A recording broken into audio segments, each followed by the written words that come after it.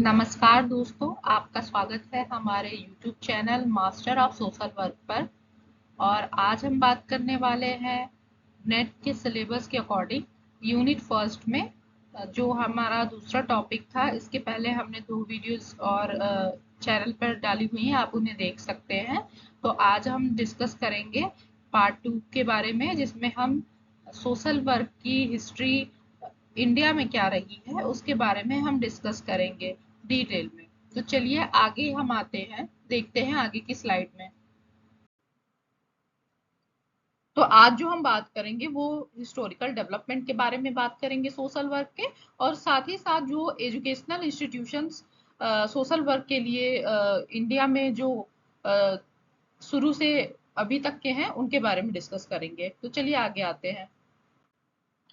समाज कार्य का विकास एंशियंट पीरियड में कैसे हुआ? तो समाज कार्य को उस टाइम पे समाज कार्य के नाम से नहीं जाना जाता था।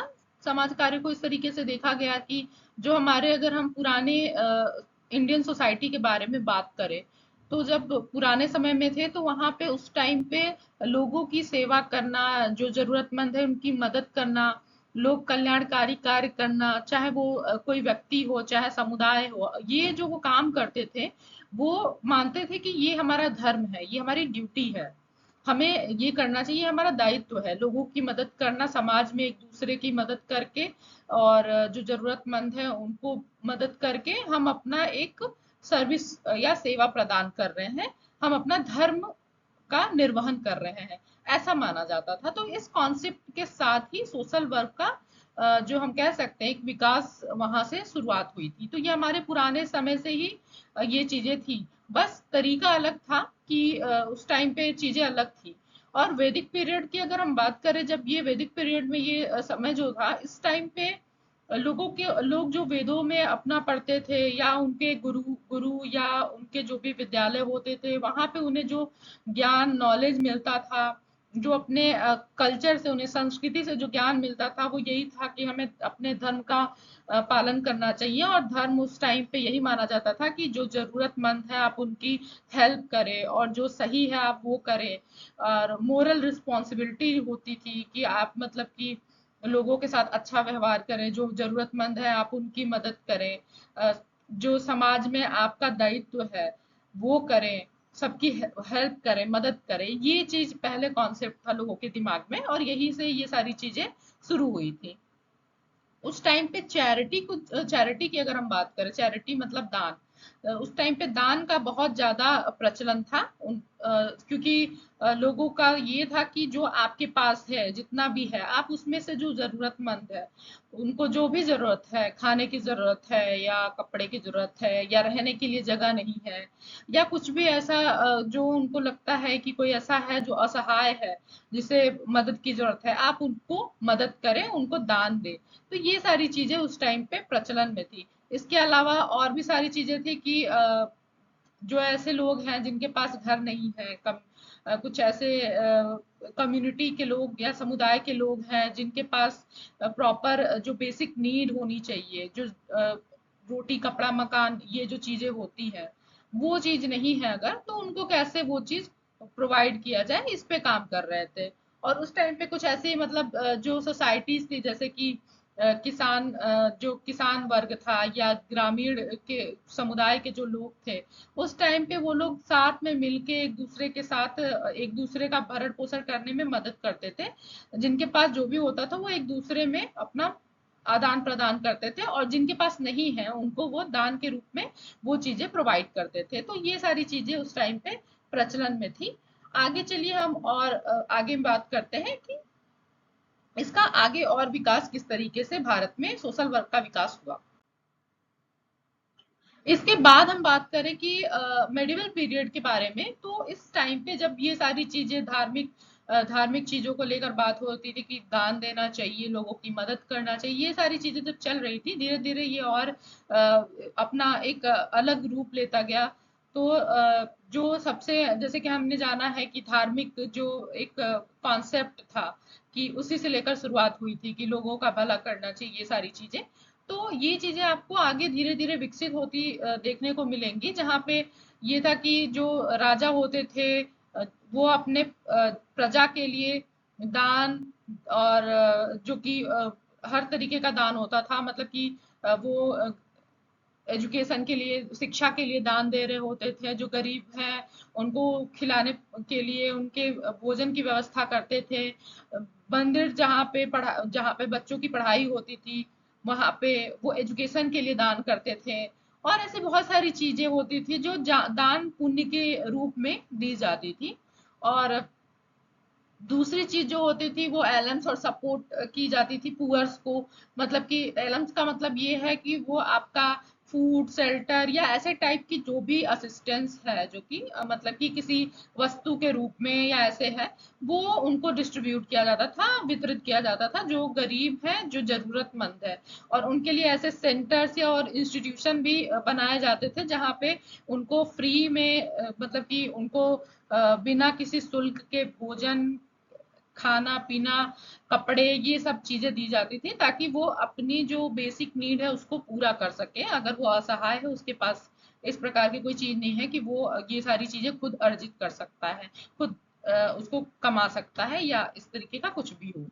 इसके बाद जो एक चीज देखने को मिलती है उस टाइम पे, जो रिलीजियस इंस्टीट्यूशंस थे, जैसे मंदिर, मस्जिद या दरगाह, ऐसी जो भी चीजें होती थी, वहां पे क्या होता था कि वो अपना एक अलग रोल निभा रहे थे, खास तौर से जो सामाजिक कल्याण है उससे रिलेटेड। क्योंकि वहां पे जो गरीब होते थे, अभी भी आप देखते हो कि ऐसे जगहों पे जो गरीब होते हैं, वो लोग होते हैं, वहां पे दान पुण्य किया जाता है, लोग आते हैं वहां पे दान देते हैं, जो नॉर्मल लोग भी होते हैं वो भी दान करते हैं, ताकि लोगों का भला हो। ये जो हमारे एक संस्कृति में चला आ रहा है कि गरीबों की मदद करनी चाहिए, जैसा आप अच्छा कार्य करेंगे, जैसा कर्म करेंगे, वैसा आपको आगे फल मिलेगा। तो ये सारी चीजें उस टाइम पे भी थी। तो एक मतलब ये सारी चीजें, जो मंदिर था, मस्जिद था, और ये ऐसे दरगाह, जो भी चीजें थी वहां पे उस टाइम पे, जो भी ऐसे टाइप के इंस्टीट्यूट थे, वहां पे सारी चीजें प्रोवाइड की जाती थी। बाकी जो लोग मतलब कैपेबल थे कि वो दान दे पाए, वो सारी चीजें वो लोग वहां पे जरूरतमंदों को देते थे।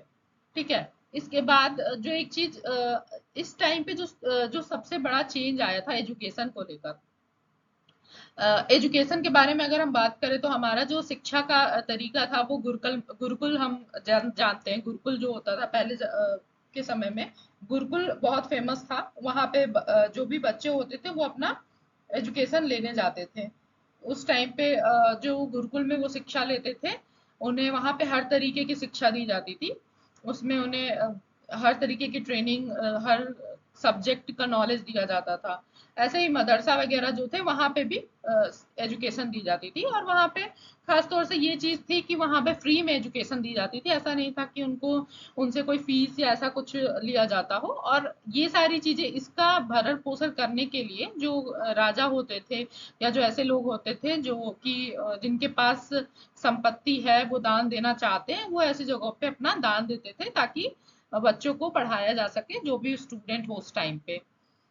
इसके बाद जो एक चीज आती थी कि जो मार्जिनलाइज्ड कम्युनिटीज हैं, कुछ ऐसी कम्युनिटीज थी जो जिनको जरूरत थी, ऐसे कि जैसे कि आप देख सकते हैं, जो गरीब किसान थे, या ऐसे बहुत सारे लोग थे जो जिनको रोजगार की जरूरत थी। तो ऐसे में ये सारी चीजों के लिए भी जो वहाँ के लोकल जो मतलब कह सकते हैं स्थानीय जो रूलर्स थे, राजा थे, और जो लीडर्स, नेता थे, वो लोग क्या करते थे, नेता इन द सेंस कि वहां पे मतलब जो भी उस टाइम पे उस समाज में जो भी व्यक्ति, प्रतिष्ठित व्यक्ति होता था, वो इनके लिए, इनको अपलिफ्ट करने के लिए, इनके मतलब ये इनको पीछे पीछे से आगे लाने के लिए, मेन धारा में लाने के लिए वो उनकी मदद करते थे। उनको हर प्रकार से मदद करते थे, नौकरी हो, चाहे सब्सिडीज देना हो, मतलब छूट हो, या ऐसे कि वो अपने जो गरीब किसान है जिनके पास जमीन नहीं है, उनको जमीन दान में देना, और ये सारी चीजें करते थे, ताकि वो लोग भी अपनी आजीविका अच्छे से चला सके। तो ये सारी चीजें होती थी।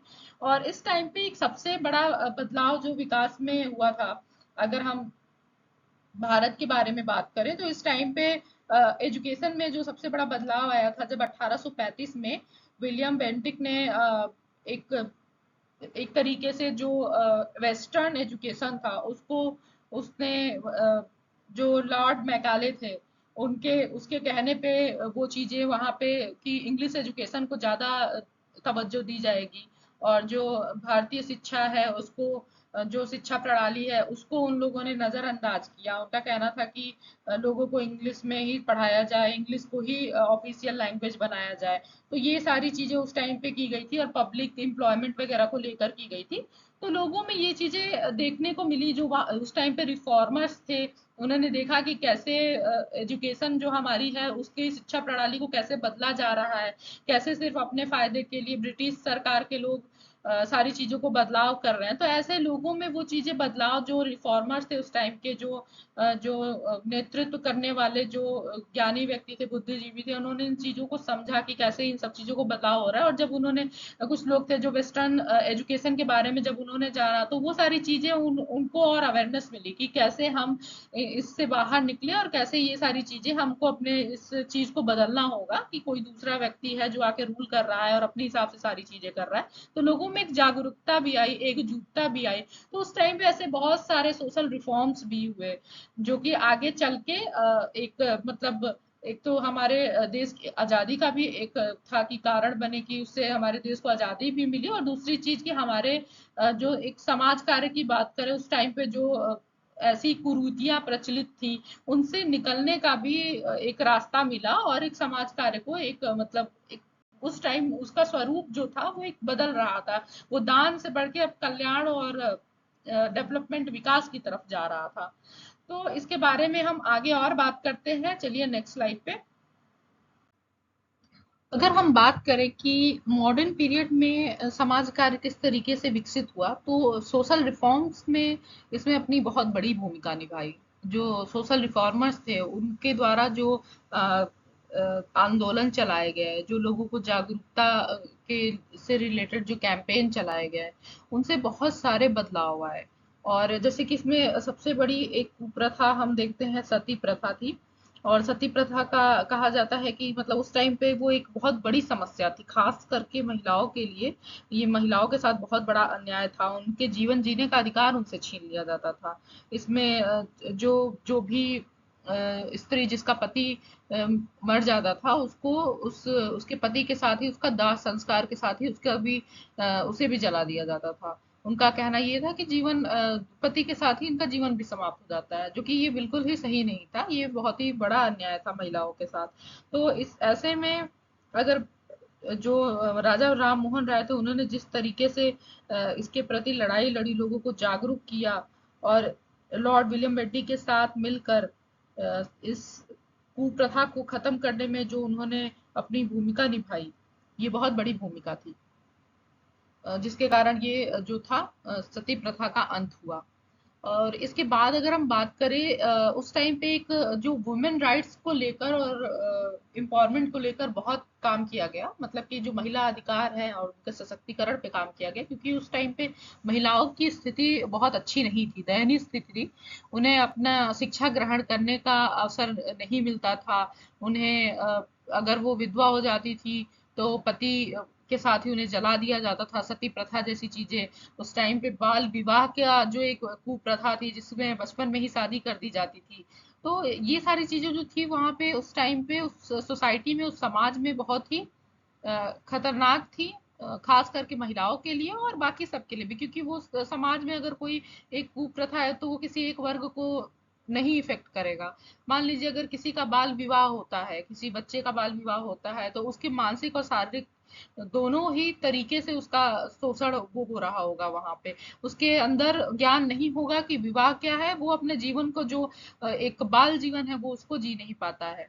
तो ये सारी चीजें जो थी उस टाइम पे बहुत ही प्रचलन में थी, और इसके लिए पंडित रामाबाई, ईश्वर चंद्र विद्यासागर और ज्योतिबा फूले और उनकी पत्नी द्वारा बहुत सारी लड़कियों के लिए शिक्षा से संबंधित कार्य किए गए। और ईश्वर चंद्र विद्यासागर का बहुत महत्वपूर्ण भूमिका रहा विडो रीमैरिज में, कि जो विधवा विधवा थे उनकी पुनर्विवाह की बात की गई। तो ये सारी चीजें जो उस टाइम पे इन लोगों ने अपने आंदोलन चलाए, लोगों को जागरूक किया, तो ये जो समाज सुधारक थे, सोशल रिफॉर्मर थे, इन्होंने एक बहुत बड़ा बदलाव लाने में अपनी भूमिका निभाई।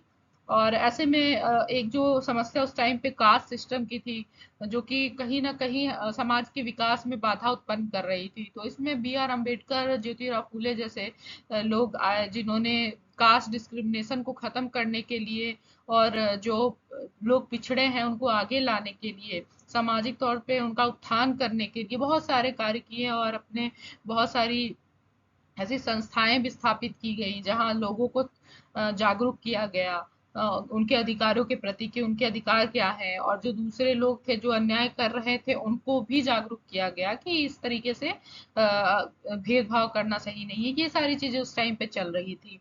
एक बहुत महत्वपूर्ण जो बदलाव आया था एजुकेशन के क्षेत्र में, शिक्षा के क्षेत्र में उस टाइम पर, क्योंकि जो बेसिक एजुकेशन था वो सबको मिलता नहीं था। कुछ वर्ग को ही मिल रहा था, कुछ वर्ग वंचित रह जा रहे थे। तो ऐसे में बहुत सारे, जैसे कि खासतौर से महिलाओं के लिए स्कूल्स या ऐसे कुछ व्यवस्थाएं नहीं थी। तो ऐसे में स्कूल्स खोले गए। महात्मा गांधी द्वारा कुछ कुछ ऐसे जो ट्रेनिंग की बात की गई, बेसिक एजुकेशन की बात की गई, उन्होंने उस पर जोर दिया, जिससे लोगों को बेसिक एजुकेशन और वोकेशनल ट्रेनिंग द्वारा उनको सेल्फ रिलायंस बनाने का, मतलब कि आत्मनिर्भर बनाने का काम किया गया। जैसे समाज में एक नया बदलाव आया, समाज में जो सुधार हो रहा था वो एक समाज कार्य का ही एक स्वरूप था, जो कि अपना एक नए रूप में विकसित हो रहा था। इसके बाद इन सब चीजों से जो ये नॉलेज अवेयरनेस लोगों के बीच में इन समाज सुधारकों द्वारा, इन आंदोलनों द्वारा जो शुरू हुआ, उससे सिविल राइट्स और इंडिपेंडेंस की बात छिड़ी। वहां पे आंदोलन हुआ, फ्रीडम हुआ, ये सारी चीजें हुआ। जो एक जो टुकड़ों में बटा हुआ था जो समाज, जो लोग आपस में कास्ट को लेकर या फिर अपनी बाकी स्थितियों को लेकर जो लड़ झगड़ रहे थे, वो इस सब चीजों को छोड़कर जब उनके पास नॉलेज हुआ, जागरूकता आई, ज्ञान आया, तो उन्होंने देखा कि कैसे ब्रिटिश जो सरकार है उनका शोषण कर रही है, कैसे उन्हें शिक्षा से वंचित रखा जा रहा है, कैसे उन पे वेस्टर्न शिक्षा को थोपा जा रहा है। तो वो सारी चीजें उनके अंदर जागरूकता आई, जो आंदोलन हुए। तो इस तरीके से इसने एक नया ही आयाम दिया इस सोशल वर्क के, समाज कार्य के, जो हमारा एक विकास था उसको। तो इस तरीके से ये सारी चीजें बहुत ही महत्वपूर्ण भूमिका निभा रही थी, और समाज में अब असमानता की जगह समानता की बात हो रही थी। सबको समान अधिकार दिए जाने की बात हो रही थी, सबके साथ न्याय की बात हो रही थी, सबका कल्याण करने की बात हो रही थी। और जो राज्य था उसको एक सिर्फ इस तरीके से नहीं देखा जा रहा था कि राज्य का काम सिर्फ जनता को कंट्रोल करना है, उस पे अपने अपनी चीजें थोपना है, कर वसूलना, ये सारी चीजें नहीं, इससे अलग है। राज्य का कार्य जो है वो समाज या जो जनता है उनका कल्याण करना है। ये जो रिफॉर्म्स थे, जो ये रिफॉर्मर थे, इन लोगों ने जिस तरीके से आंदोलन चलाया, जिस तरीके से इन्होंने लोगों को समाज में जागरूक किया, इसने एक बहुत बड़ी भूमिका निभाई, और सोशल वर्क का जो एक क्षेत्र था उसे और बड़ा किया, और लोगों को जागरूक किया, जिससे बहुत सारे आगे चलकर बहुत सारे समाज सुधारक या सोशल वर्कर जो नए नए लोग आए, वो लोग इससे जुड़ते गए।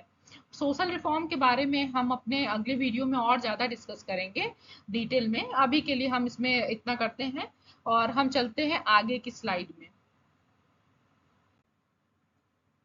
तो हम ये बात करते हैं कि सोशल वर्क में एजुकेशनल इंस्टीट्यूशन जो कि भारत में स्टैब्लिश हुए, इसके बारे में हम डिस्कस करते हैं। सबसे पहला जो इंस्टीट्यूट था वो था sir Dorabji Tata graduate school of social work, जो कि 1936 में हुआ था। और ये सर क्लिफोर्ड के लीडरशिप में इसे स्टार्ट किया गया था। बाद में इसका नाम Tata institute of social science कर दिया गया, और इसकी स्थापना 1936 में की गई थी।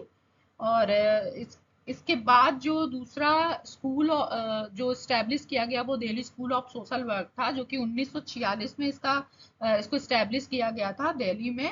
और इसको अगर हम कहें तो ये यंग वुमेन क्रिश्चियन एसोसिएशन का ही एक दूसरा जो बदला हुआ स्वरूप था।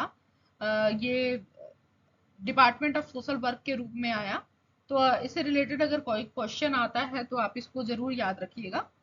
इसके बाद जो दूसरा हम कह सकते हैं जो एक डिपार्टमेंट जो स्टैब्लिश किया गया वो है महात्मा गांधी काशी विद्यापीठ, जहाँ पे सोशल वर्क डिपार्टमेंट की स्थापना की गई। और ये 1947 में की गई थी वाराणसी में। काशी विद्यापीठ जो है वो सोशल वर्क का, अगर हम बात करें इंडिपेंडेंस के बाद, स्वतंत्रता के बाद जो पहला सोशल वर्क का इंस्टीट्यूट, डिपार्टमेंट, स्कूल, जो भी आप इसे कहें, ये काशी विद्यापीठ है। एग्जाम के पर्सपेक्टिव से आप इसको ध्यान में रख सकते हैं। इसके बाद Indore school of social work की स्थापना हुई 1951 में इंदौर में। फिर इसके तुरंत एक साल बाद ही आप देख सकते हैं कि Madras school of social work की स्थापना 1952 में की गई थी, जो कि चेन्नई तमिलनाडु में है। चेन्नई उस टाइम पे मद्रास था, तो Madras school of social work. और उसके बाद हुआ college of social work Nirmala Niketan 1955 Mumbai में। उसके बाद गुजरात विद्यापीठ 1965 अहमदाबाद में। धीरे धीरे करके और भी इंस्टीट्यूट ओपन हुए और जगहों पे डिपार्टमेंट्स ओपन हुए। जामिया इस्लामिया हो गया, लखनऊ यूनिवर्सिटी हो गया, यहाँ पे भी सोशल वर्क के अपने अपने डिपार्टमेंट ओपन हुए। तो ये सारी चीजें चलती आई, और अभी नए नए इंस्टीट्यूट बन भी रहे हैं और वहाँ पे डिपार्टमेंट्स में पढ़ाई हो भी रही है। तो उसके बारे में आप थोड़ा डिटेल में खुद से भी देख सकते हैं। तो आज का हमारा जो सेशन ये था, इसमें हमने आज जो डिस्कस किया वो ये है कि सोशल वर्क का जो विकास हुआ, डेवलपमेंट हुआ, जो इस इतिहास रहा है भारत में, वो कैसा रहा, कैसे सोशल रिफॉर्म्स ने अपना जो भूमिका निभाया, जो सोशल रिफॉर्मर थे उन्होंने जो अपनी भूमिका निभाई समाज कार्य के विकास में, वो उसके बारे में हमने डिस्कस किया। एजुकेशनल इंस्टीट्यूट के बारे में हमने डिस्कस किया। आगे के जो वीडियोस होंगे उसमें हम नेक्स्ट टॉपिक सोशल रिफॉर्म पे डिस्कशन करेंगे डिटेल में, कि कौन कौन से सोशल रिफॉर्म्स थे, कौन से रिफॉर्मर्स थे, और क्या क्या उनके जो मेन वर्क था वो क्या था, उसके बारे में हम डिटेल में डिस्कस करेंगे। अगर आपको हमारा ये वीडियो अच्छा लगा तो आप हमारे इस वीडियो को लाइक करें, और आपको आगे और भी ऐसे वीडियो मिलते रहें तो इसके लिए आप हमारे चैनल को सब्सक्राइब कर सकते हैं। और thank you for watching. Thank you.